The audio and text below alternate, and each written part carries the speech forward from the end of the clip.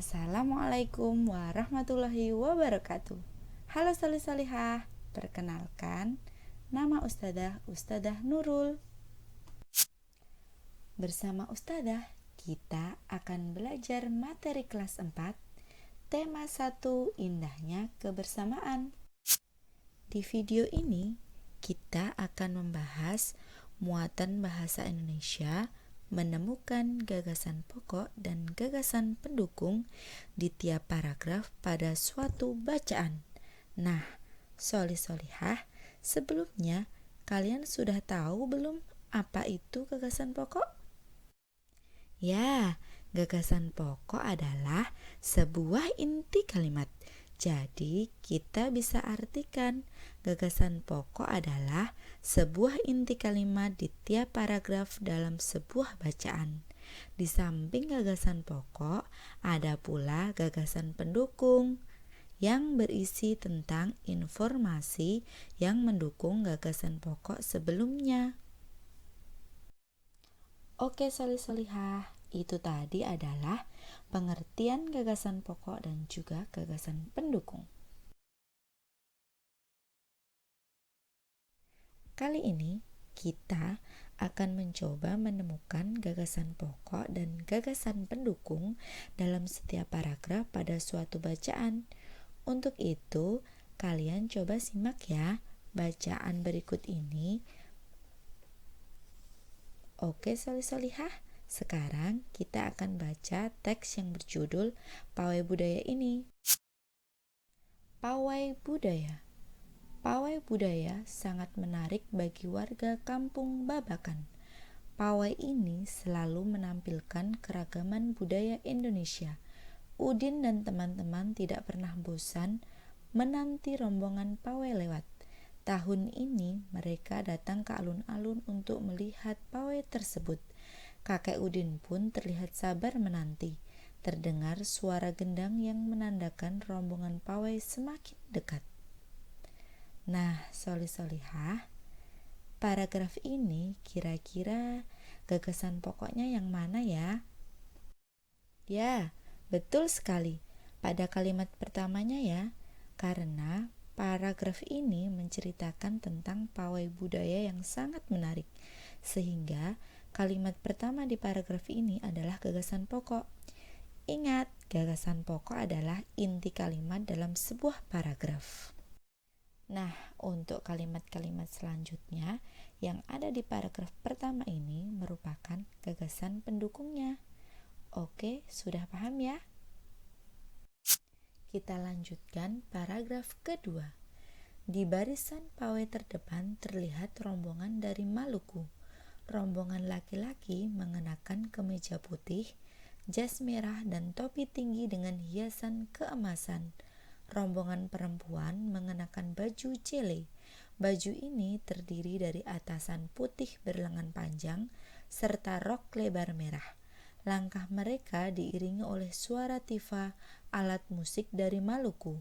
Bunyinya seperti gendang, namun bentuknya lebih ramping dan panjang. Budaya Maluku sangat unik dan menarik.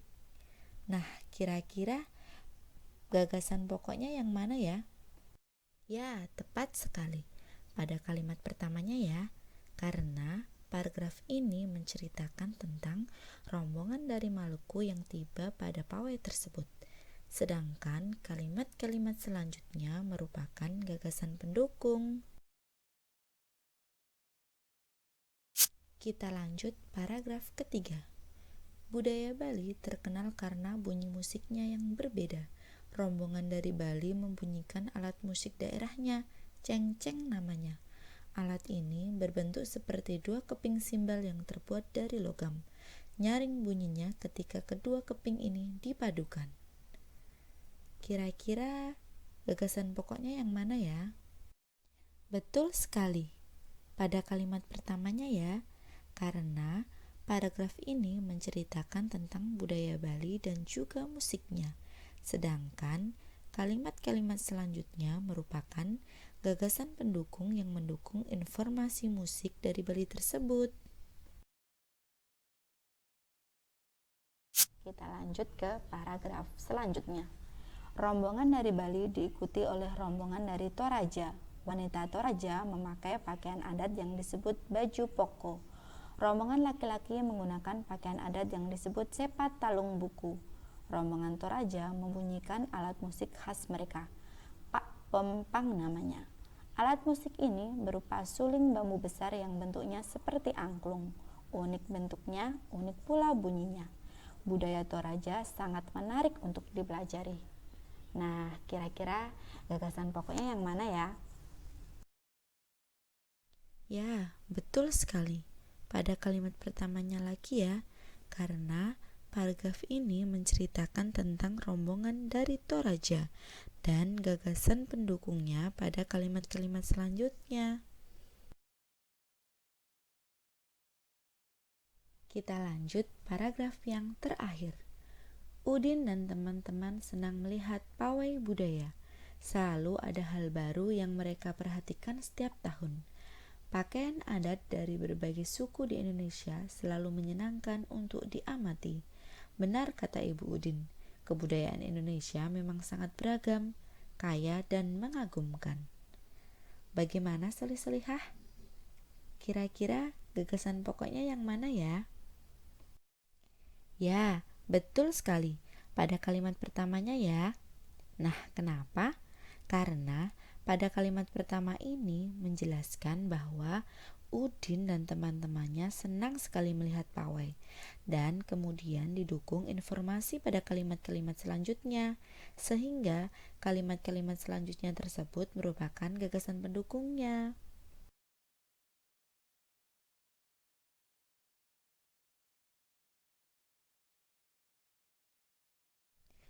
Oke Solih-Solihah, kita sudah membaca dan juga menemukan gagasan pokok dan gagasan pendukung pada tiap paragraf pada bacaan tadi ya. Jadi jika kita ingat kembali, tadi kita telah menemukan gagasan pokok pada awal kalimat di tiap paragraf, diikuti dengan kalimat-kalimat selanjutnya yang merupakan gagasan pendukungnya. Nah, selanjutnya Ustazah ingin mengajak kalian nih membuat peta pikiran tentang gagasan pokok dan juga gagasan pendukung berdasarkan paragraf-paragraf tadi. Nah, seperti apa contohnya? Coba kalian lihat contoh berikut ini. Perhatikanlah diagram ini.